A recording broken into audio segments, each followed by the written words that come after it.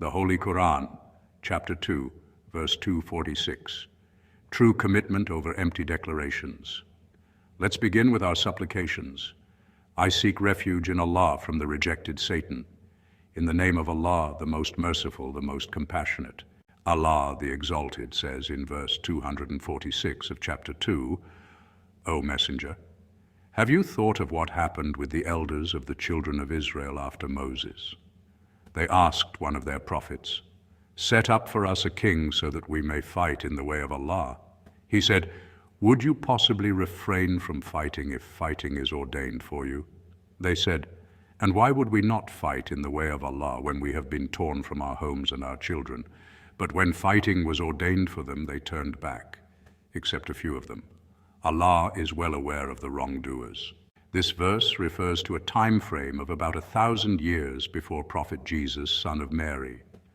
At that time, the Israelites were persecuted by the Amalekites, who had deprived them of the greater part of Palestine.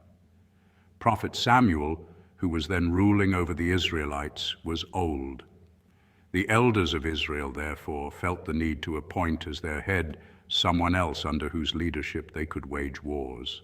By that time, however, the Israelites had become so deeply infected with ignorance, and the customs and practices of non-Muslim nations had made such inroads into their lives that the distinction between a religious state committed to serving God and secular monarchy was lost on them. They consequently asked God to appoint a king rather than a religious ruler or khalifa over them.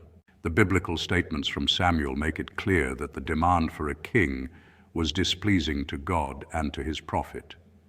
It might be asked, however, why the Quran does not contain any denunciation of this demand from the elders of Israel.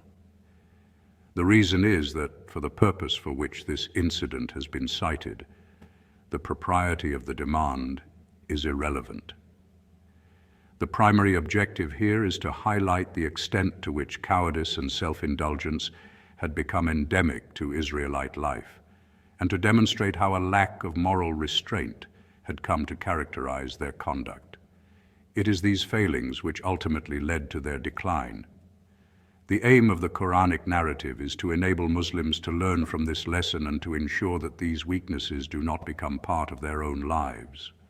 Muslims can draw lessons from verse 246 of Surah Al-Baqarah about the importance of true commitment over empty declarations, the necessity of steadfastness, and the understanding that God's support, not numbers, determines the outcome of a struggle.